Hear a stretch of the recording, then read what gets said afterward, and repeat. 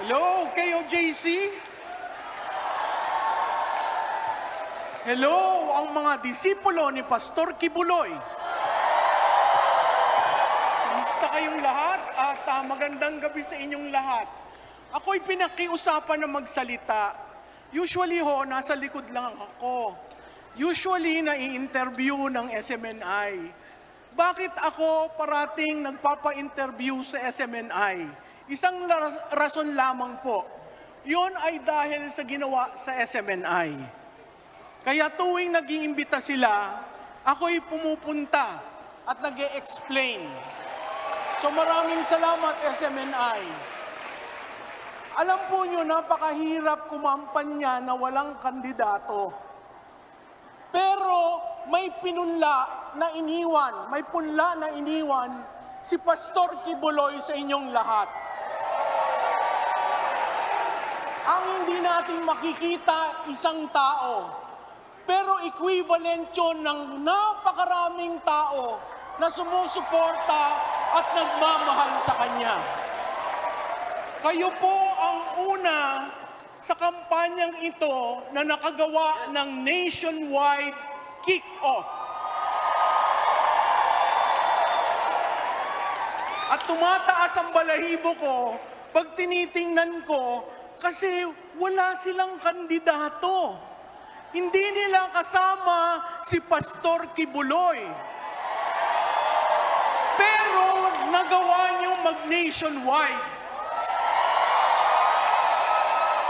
So sa mga nanonood, kung gaano katibay ng KOJC at ng mga kasapi ni Pastor Kibuloy, ito na po yun. Nakikita niyo kung gaano silang kalakas.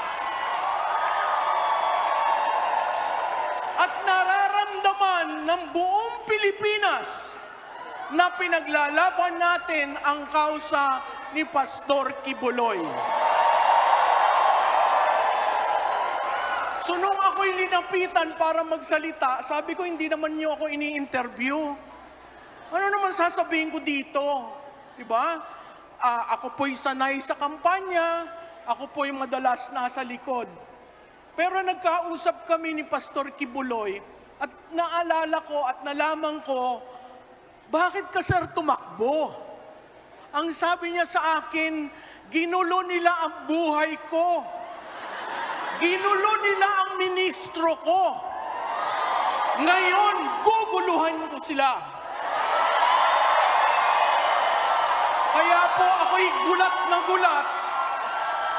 Nung ako'y pumasok, sabi ko parang dumadagongdong ang lugar.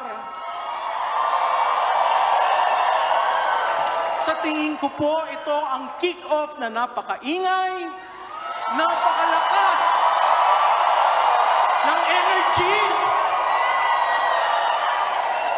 At sana po, sa darating na 90 days, patuloy po tayong magpalakas. Patuloy po tayong ipaglaban ang ating kandidato na kinulong nila at hindi makasama sa atin. Tatandaan po nyo sa kampanya, ang gusto ng taong bayan, bago. Ang gusto ng taong bayan, hindi yung recycle.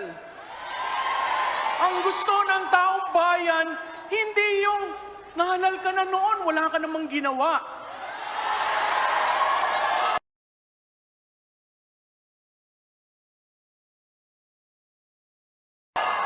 So ano ang hudyat ng panahon? Ang hudyat. Kaya kahit wala si Pastor Kibuloy, hindi natin makakasama sa 90 days, kayo ang kapangyarihan na tutugon sa nais magawa ni Pastor Kibuloy. Dalhin po natin si Pastor Kibuloy sa Senado. Maraming salamat po. Maraming salamat, Professor Malutig Iya.